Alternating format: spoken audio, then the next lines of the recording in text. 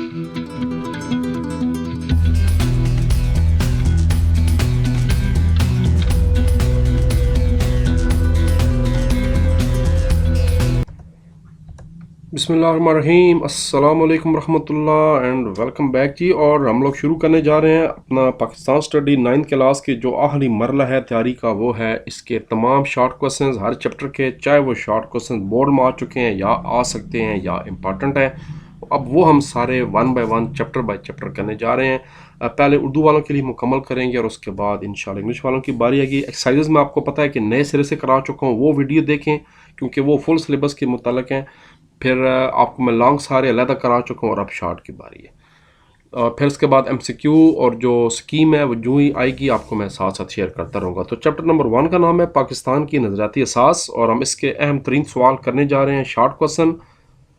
चलते हैं किताब के अंदर वन बाय वन। पहला शॉर्ट क्वेश्चन है, इसका नज़रिया की तारीफ़ करें। पेज नंबर 1 पे इसका वैसे जवाब है, एग्जैक्टली जवाब इसका पेज नंबर 2 पे है।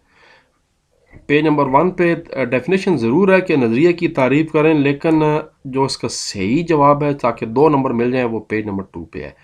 यहाँ से आप करें। नज़रिया की तारीफ़ इस तरह की जा सकती है, किसी शय को वजूद में लाने के लिए जहन में जो सोच, नक्शा, फ़िक्र बढ़ता है और कायम होता है वो नज़रिया कहलाता है। किसी भी मकसद के असूल के लिए बनाया गया फ़िक्री खाका भी नज़रिया कहलाता है। तो बस 2 बातें यहाँ तक लिख लें तो आपको 2 नंबर इंशाल्लाह मिल जाएंगे। अगला सवाल है, नज़रिया पाकिस्तान से क्या मुराद है? नज़रिया पाकिस्तान का मफहूम बयान करें। ये पहला हो गया। अब हम दूसरा सवाल करने जा रहे हैं, नज़रिए से क्या मुराद है या नज़रिए का मफहूम बयान करें। इन दोनों का सवाल का जवाब सेम है। मैं आपको बता देता हूँ, जैसे मैं कहूँगा ऐसे चलना है। पाकिस्तान का क़याम एक नज़रिए के तहत अमल में आया जो नज़रिया पाकिस्तान कहलाता है। पहले ये बात बतानी है आपने, उसके बाद नीचे आ जाएं। नज़रिया पाकिस्तान से मुराद एक अलग खित्ता ज़मीन का असूल है जिसमें बरसगीर के मुसलमान कुरान और सुन्नत की रोशनी में इस्लामी कदरों और नज़रियात को महफूज कर सकें और अपनी ज़िंदगियाँ इस्लाम के असूलों के मुताबिक गुजारें, या तहरीक पाकिस्तान और तमीर पाकिस्तान के मजमूई तसव्वुर को नज़रिया पाकिस्तान कहते हैं। ये इसका जवाब बताना। एक लाइन ऊपर से और उसके बाद यहाँ से कोई से 2 पॉइंट्स बता दें, ज़्यादा मशहूर ये पहले दोनों पॉइंट्स।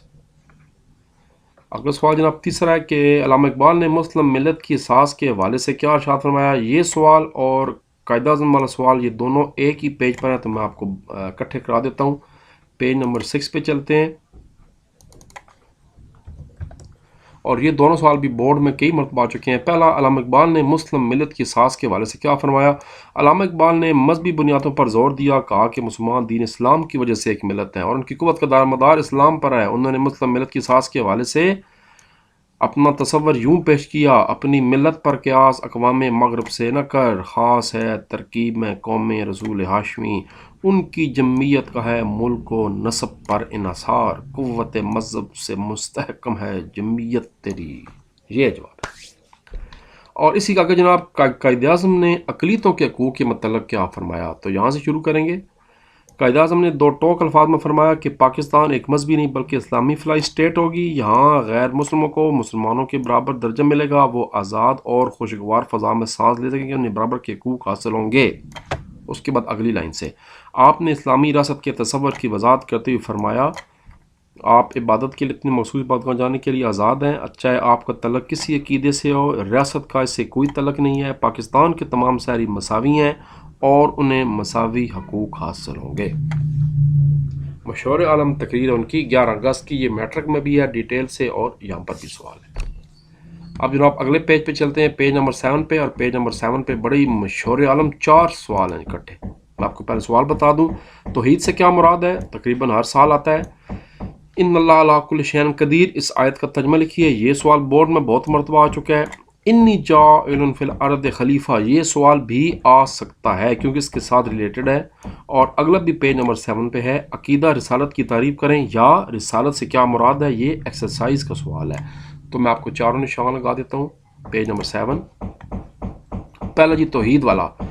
अकीदा तौहीद से मुराद है कि अल्लाह ताला सारी कायनात का खालिक और मालिक है, वो वाहिद और यकता है, इसका कोई शरीक नहीं, ना ही कोई चीज़ इसके इल्म से बाहर है। ترجمہ: بے شک اللہ تعالیٰ ہر چیز پر قادر ہے۔ سورہ بقرہ آیت نمبر 20، یعنی کوئی شے اس کی قدرت سے باہر نہیں۔ یہاں تک آپ نے پورا جواب دینا ہے، تبھی میں نے علیحدہ نشان بلیو کلر کا لگایا ہوا ہے۔ اب آپ کہیں گے کہ میں نے اندر جو نشان لگایا ہے وہ کیا ہے، تو وہ اگلے سوال کا جواب ہے کہ اس آیت کا ترجمہ کریں: ان اللہ علی کل شیء قدیر، بے شک اللہ تعالیٰ ہر چیز پر قادر ہے۔ سورہ بقرہ آیت نمبر 20، حوالہ لازمی دینا ہے، یعنی کوئی شے اس کی قدرت سے باہر نہیں۔ اگلی آیت کا ترجمہ یہ آگے لکھی ہوئی ہے: انی جاعل فی الارض خلیفہ، ترجمہ: میں زمین پر اپنا نائب بنانے والا ہوں۔ سورہ بقرہ آیت نمبر 30، یہ حوالہ بھی لازمی دینا ہے۔ تو 3 سوال یہاں پر ہو گئے۔ توحید کے بارے میں سوال آ جائے تو عقیدہ توحید سے کیا مراد ہے، یہاں سے شروع کریں گے ہم، اور قدرت سے باہر نہیں ہے یہاں تک کریں گے۔ آیت کا ترجمہ ان اللہ علی کل شیء قدیر والا آ جائے تو ترجمہ لکھ کے آگے حوالہ دے کے اور اپنے پاس سے بتانا ہے، یعنی کوئی شے اس کی قدرت سے باہر نہیں۔ اگلی آیت مبارکہ آ جائے تو اس کا ترجمہ بھی نیچے میں نے منشن کیے ہوئے۔ اب اگلا سوال ہے عقیدہ رسالت سے کیا مراد ہے۔ عقیدہ رسالت کا مطلب ہے تمام رسولوں پر ایمان لانا۔ دائرہ اسلام میں آنے کے لیے لازم ہے کہ رسالت کو دل و جان سے تسلیم کی جائے اور کسی اعتبار سے شک و شبہ نہ کی جائے۔ یہ تو تھا 1 نمبر۔ اب دوسرا نمبر لینا، حضرت محمد صلی اللہ علیہ وآلہ وسلم کو اللہ تعالیٰ کا آخری رسول اور آخری نبی ماننا، اور یہ ایمان رکھنا کہ آپ وسلم کے بعد کوئی نبی نہیں آئے گا، عقیدہ رسالت کا اہم جزو ہے۔ جو اس کا انکار کرے گا وہ مسلمان نہیں ہو سکتا۔ یہ جواب ہے۔ تو پہلے جناب یہ ڈیڈ لائن شبہ نہ کیے جائے، اس کے بعد آگے سے حضرت محمد مصطفیٰ صلی اللہ علیہ وآلہ وسلم کو اللہ تعالیٰ کا آخری رسول اور نبی ماننا، اور یہ ایمان رکھنا کہ ان کے بعد کوئی نبی یا مسئلہ یا پیغمبر نہیں آئے گا، عقیدہ رسالت کا اہم جزو ہے۔ جو اس کا انکار کرے گا وہ مسلمان نہیں ہو سکتا۔ تو یہ 2 باتیں لکھیں گے تب 2 نمبر ملیں گے۔ پہلے جو ڈیڈ لائن ہے وہ ہے تمام رسولوں پر ایمان، اور اگلی لائن یہ ہے کہ آخرت آپ وسلم کا جو آخری نبی ماننے کا ایمان۔ اگلا سوال جناب آ جاتے ہیں پیج نمبر 8 پہ بھی 4 سوال ہیں۔ نماز کے بارے میں آپ کیا جانتے ہیں؟ سوال بورڈ میں اس سال آیا تھا۔ زکوٰۃ کی معاشی اہمیت کئی دفعہ پہلے آ چکا ہے۔ حج کیا ہے، یہ بھی اس سال بورڈ میں سوال دیا۔ اسلام میں قانون حکمرانی سے کیا مراد ہے، یہ سوال بھی بورڈ میں اس سال آیا ہے۔ چاروں پیج نمبر 8 پہ چلتے ہیں جی۔ پہلا سوال، نماز کے بارے میں آپ کیا جانتے ہیں؟ اسلام کا دوسرا رکن نماز ہے۔ اللہ تعالیٰ نے قرآن مجید میں کئی مقامات پر نماز کی ادائیگی کا حکم دیا ہے۔ نماز کو مقررہ اوقات میں ادا کرنا فرض ہے۔ اس کے بعد نیچے آ جائیں۔ دراصل نماز قائم کرنا دین اسلام کو قائم کرنے کا وہ نمونہ ہے جس کا مظاہرہ ہر روز ہوتا ہے۔ اللہ تعالیٰ کی اطاعت کا ایسا نظام پورے معاشرے میں قائم ہونا چاہیے تک۔ اب میں جناب اس کو ہائی لائٹ کو مٹا رہا ہوں کیونکہ اگلا سوال ہم کرنے جا رہے ہیں، تو تاکہ مکس نہ ہو جائے۔ اگلا سوال ہے زکوٰۃ کی اہمیت بتا دیں۔ زکوٰۃ، واٹ از زکوٰۃ؟ زکوٰۃ کی معاشی اہمیت کیا ہے، اکنامکلی امپورٹنس کیا ہے زکوٰۃ کی؟ تو جناب یہاں سے شروع کریں گے۔ اسلام کا تیسرا رکن زکوٰۃ ہے۔ چلیں لائن ٹیڑھی ہو گئی جی، تو دوبارہ انشاءاللہ سیدھی کرنے کی کوشش کرتے ہیں۔ اسلام کا تیسرا رکن زکوٰۃ ہے۔ زکوٰۃ مالی عبادت ہے اور اسلام کے معاشی نظام کی مضبوطی کا ذریعہ ہے۔ زکوٰۃ کے نظام کی وجہ سے دولت چند ہاتھوں میں اکٹھی ہونے کے بجائے گردش میں رہتی ہے اور معاشی غریب طبقے تک پہنچ جاتی ہے، یہاں تک پہنچ جاتی ہے تک۔ اب اگلا سوال، حج کیا ہے؟ حج اسلام کا 5واں رکن ہے جو سب استطاعت لوگوں پر فرض ہے۔ حج کے موقع پر اللہم لبیک کی پکار مسلمانوں کے اطاعت بھائی چارے کی ایسی مثال ہے جو دنیا میں کہیں نظر نہیں آتی۔ تو یہ بات آپ کریں گے۔ اس کے علاوہ اس پیراگراف سے MCQs بہت آ جاتے ہیں۔ پہلا رکن توحید رسالت، دوسرا رکن نماز، یہ MCQs ہیں۔ تیسرا رکن زکوٰۃ، میں دوبارہ ہائی لائٹ سارے کر دیتا ہوں، یہ MCQ بتا رہا ہوں۔ اسلام کا تیسرا رکن زکوٰۃ، ہم نے کتاب کو فالو کرنا ہے۔ اسلام کا چوتھا رکن روزہ، اسلام کا 5واں رکن حج۔ تو یہ جناب 5 مشہور MCQs ہیں جو کہ بورڈ میں کئی دفعہ آ چکے ہیں۔ اگلا جناب شارٹ کوسچن ہے، اسلام میں قانون کی حکمرانی سے کیا مراد ہے؟ پیج اسلام میں قانون کی حکمرانی سے کیا مراد ہے، یہ سوال ہے جس کا پورا ٹاپک ہے فل و فل کل و کل مل مل۔ قانون کی حکمرانی اسلام کے نظام کی اہم خوبی ہے، یہاں سے لے کر فیصلے قرآن و سنت کے مطابق ہوں۔ یہ سارا آپ نے جناب جتنی لائنیں آپ کو نظر آ رہی ہیں یہ ساری آپ نے شامل کر دینی ہیں۔ ٹھیک ہو گیا جی، نشان میں نے مین لگائے ہوئے نیلے رنگ کا، تو اس کو فالو کریں۔ اگلا سوال اگلے پیج پہ چلتے ہیں، اور سوال ہے بڑا مشہور، اخوت کے بارے میں حضور اکرم صلی اللہ علیہ وسلم کا کیا ارشاد مبارک ہے؟ یہ جی حضور اکرم صلی اللہ علیہ وسلم کا ارشاد مبارک ہے کہ مسلمان دوسرے مسلمان کا بھائی ہے، وہ اس کے ساتھ دھوکہ نہیں کرتا، اس کے ساتھ خیانت نہیں کرتا اور اس کی غیبت نہیں کرتا۔ حدیث نمبر 2747 سنن ترمذی، حوالہ لازمی دینا ہے۔ آپ صلی اللہ علیہ وسلم نے کینہ حسد سے باز رہنے کا درس دیا، لہٰذا مسلمانوں کو چاہیے کہ وہ اتفاق سے رہیں اور ایک دوسرے کی مدد کریں۔ ہو سکتا ہے کچھ نئی کتابوں میں تھوڑا سا ڈفرنٹ لکھا ہوا، لیکن بات یہی کرنی ہے۔ اگلا سوال ہے، دو قومی نظریے سے کیا مراد ہے؟ لو جی دو قومی نظریے پہ آ جائیں اگلے پیج پہ جناب۔ یہ جی دو قومی نظریے سے مراد ہے کہ برصغیر پاک و ہند میں دو بڑی قومیں ہندو مسلمان آباد ہیں، مسلمان پہلے لکھیں ہندو بعد میں لکھیں۔ یہ دونوں قومیں صدیوں تک ایک دوسرے کے ساتھ رہنے کے باوجود گھل مل نہ سکیں۔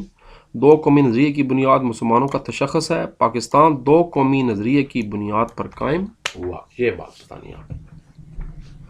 اگلا سوال اگلے پیج پہ ہے اور یہ سال پنڈی بورڈ میں آیا تھا کہ مغلیہ سلطنت کے پہلے اور آخری حکمران کا نام لکھیں۔ تو آپ بتا دیں کہ تھوڑا سا مثالہ لگا کے کہ مغلیہ سلطنت کے پہلے حکمران ظہیر الدین بابر تھے، جنہوں نے دہلی میں بنیاد رکھی 1526 میں، اور مغلیہ سلطنت کے آخری بادشاہ تھے بہادر شاہ ظفر، جنہوں نے 1857 کی جنگ کے بعد جن کو انگریزوں نے گرفتار کر لیا، میانمار رنگون پروین انتقال کر گئے۔ تو پہلے حکمران ظہیر الدین بابر، بنیاد رکھی 1526، دہلی پہ قبضہ کیا، اور آخری بادشاہ تھے بہادر شاہ ظفر، جن کو انگریزوں نے شکست دی 1857 کی جنگ آزادی میں، اور خلاص ہو گیا کام۔ سر سید نے مسلمانوں کی ترقی کی راہ کیسے ہموار کی؟ یہ بھی سوال بورڈ میں آ چکا ہے، یاد رکھیں بورڈ کے بہت سے سوال ریپیٹ ہو جاتے ہیں۔ سر سید نے محمدن ایجوکیشنل کانفرنس کا پلیٹ فارم مہیا کر کے مسلمانوں کی سیاسی ترقی کا راستہ ہموار کیا۔ اچھا یہ بھی شارٹ کوسچن ہے اور یہ MCQ بھی ہے۔ سر سید کب پیدا ہوئے، کہاں پیدا ہوئے، کب وفات پائے؟ سر سید احمد خان 1817 میں دہلی میں پیدا ہوئے، اوپر لکھا ہوا ہے دہلی میں، کہیں لکھا ہوا تھا پچھلے تھا ٹاپک پہ، اور 18 یہ دوبارہ جناب لکھا ہوا ہے طریقے علی گڑھ والے ٹاپک میں لکھا ہوا ہے جو ہم اگلے چیپٹر میں پڑھیں گے، تو یہیں سے یاد کر لیں۔ سر سید احمد خان دہلی میں 1817 میں پیدا ہوئے اور 1898 میں وفات پائے۔ تو یہ MCQ بھی آ سکتا ہے اور شارٹ کوسچن بھی آ سکتا ہے۔ اگلا ایکسرسائز کا سوال ہے، اب یا پھر کبھی نہیں، کتابچہ چودھری رحمت علی، جیسے اب میں کہہ رہا ہوں اب ایسے لکھنا۔ پہلی لائن، چودھری رحمت علی نے 28 جنوری 1933 کو اب یا پھر کبھی نہیں نو اور نیور کے عنوان سے 4 صفحات پر مشتمل کتابچہ جاری کیا، جو طریقے پاکستان کے لیے مضبوط دیوار ثابت ہوا، اور اس کے ساتھ ہی جو دیگر قومیں وہ پاکستان کے نام سے آشنا ہوئیں۔ اس کے بجائے بہتر آپ لکھ لیں کہ پاکستان کا لفظ پہلی مرتبہ چودھری رحمت علی نے اس کتابچے میں استعمال کیا تھا۔ یہ اس کا جواب ہے۔ اور ہندوستان میں ایسٹ انڈیا قائم کرنے کا مقصد کیا تھا؟ اگلے پیج پہ انگریزوں نے اگلے ٹاپک پہ یہ بھی جناب اوپر MCQ آ گیا۔ چودھری رحمت علی پیدا ہوئے 1897 میں، اور آپ نے جناب برطانیہ کی مشہور عالم کیمبرج یونیورسٹی میں تعلیم حاصل کی تھی، اور لاہور اسلامی کالج میں بھی پڑھتے رہے تھے۔ اچھا جی سوال کا جواب ایسٹ انڈیا کمپنی والا، میں پھر سوال بتا دوں، ہندوستان میں ایسٹ انڈیا کمپنی قائم کرنے کا مقصد کیا تھا؟ انگریزوں نے ایسٹ انڈیا کمپنی 1600 میں قائم کی۔ کمپنی ہندوستان میں ایسی معاشی پالیسی بناتی تھی جس کا زیادہ سے زیادہ مالی فائدہ خود انگریزوں کو ہوتا تھا۔ یہ مغل بادشاہ جہانگیر کے دور میں قائم کی گئی تھی، اور بڑے مشہور واقعہ ہے کہ کس طرح انگریزوں نے اجازت لی تھی، اس کی کسی دن آپ کو دوبارہ بتاؤں گا۔ اگلا سوال جناب آ گیا، علامہ اقبال اور قائد اعظم، آخری 2 ٹاپک شروع ہو گئے ہمارے۔ علامہ اقبال کا خطبہ الہباد کا متن بیان کریں، ٹیکسٹ بتائیں، اور یہ سوال بھی آیا ہے بورڈ میں، علامہ اقبال نے مشہور خطبہ کب اور کہاں دیا؟ پہلے تو یہ سوال، آپ نے مشہور خطبہ الہ آباد کے مقام پر 1930 میں دیا، جس میں مسلمانوں کے لیے الگ ریاست کے قیام کا مطالبہ کیا۔ یہ اس کا پورا جواب بتانا ہے۔ علامہ اقبال نے مشہور خطبہ الہ آباد کے مقام پر 1933 میں دیا، جس میں مسلمانوں کے لیے الگ ریاست کے قیام کا مطالبہ کیا۔ اب اگلا سوال کہ انہوں نے اس میں کہا کیا؟ علامہ اقبال کے خطبہ الہ آباد کا متن بیان کریں، what is the text of علامہ اقبال، یہاں سے شروع کر لیں۔ یہ ٹاپک ریپیٹ ہو رہا ہے چیپٹر نمبر 2 میں بھی، تو میں ہمیشہ بچوں سے کہتا ہوں یا ادھر سے یاد کر لیں یا چیپٹر نمبر 2 سے، جہاں سے آپ کو آسان لگتا ہے۔ آپ نے فرمایا مجھے ایسا نظر آتا ہے کہ اور نہیں، یہاں سے لے کر جناب چلتے چلتے چلتے قیام کا مطالبہ کر رہا ہوں، تاکہ یہ درمیان میں آپ نے ساری باتیں بتانی ہوگی، یہ والا۔ اور آخری دو سوال آگے قائد اعظم صاحب کا ٹاپک ہے، ایک تو ایکسائز کا سوال ہے اسٹیٹ بینک والا، اور ایک بڑے مشہور سوال ہے کہ قائد اعظم نے قومیت کی کیا تعریف کی ہے، یا قائد اعظم نے دو قومی نظریے کے متعلق کیا ارشاد فرمایا۔ دونوں سوالوں کا ایک ہی جواب ہے، اور وہ ہے پیراگراف قائد اعظم صاحب کا، یہ والا۔ قائد اعظم محمد علی جناح دو قومی نظریے کے زبردست حامی تھے، وہ ہر لحاظ سے مسلمانوں کو الگ قوم کا درجہ دیتے تھے۔ آپ نے فرمایا، قومیت کی جو بھی تعریف کی جائے، مسلمان اس تعریف کی روح سے الگ قوم ہیں، وہ اس بات کا حق رکھتے ہیں کہ اپنا الگ مملکت قائم کریں۔ مسلمانوں کی یہ خواہش ہے کہ وہ اپنے جناب تمام مقاصد کے لیے جو طریقہ اپنانا چاہیں وہ اپنا سکتے ہیں، یہاں تک۔ اور اب جناب آخری سوال اسٹیٹ بینک کے قیام کے موقع پر کیا کہا گیا، ایکسائز کا سوال ہے۔ 1 جولائی 1948 کو قائد اعظم نے اسٹیٹ بینک کا کرتے فرمایا، مغرب کا معاشی نظام انسانیت کے لیے ناقابل حل مسائل پیدا کر رہا ہے، کیونکہ وہ سودی نظام تھا، اس کے لیے بات بتائی جا رہی ہے، اور یہ لوگوں میں انصاف قائم کرنے میں ناکام رہا ہے۔ ہمیں دنیا کے سامنے ایک ایسا معاشی نظام پیش کرنا چاہیے جو اسلام کے صحیح تصور مساوات اور سماجی انصاف کے اصولوں پر مبنی ہو۔ لو جی، پھر چیپٹر نمبر 1 ختم جی۔ جو نئے سوال ایڈ ہوتے جائیں گے آپ کو میں ساتھ ساتھ بتاتا جاؤں گا، اور ہم شروع کرنے جا رہے ہیں چیپٹر نمبر 2 تحریک پاکستان اور پاکستان کا قیام۔ مگر اس سے پہلے جناب چیپٹر 2 کے سوال سامنے رکھتے ہیں۔ استاد محترم ایم ٹی صاحب کو یاد رکھیے، منیب ٹیپس، اور آپ سے میں اجازت چاہتا ہوں۔ ملاقات ہوگی اگلی ویڈیو میں چیپٹر نمبر 2 کے ساتھ۔ اللہ حافظ، پاکستان زندہ باد۔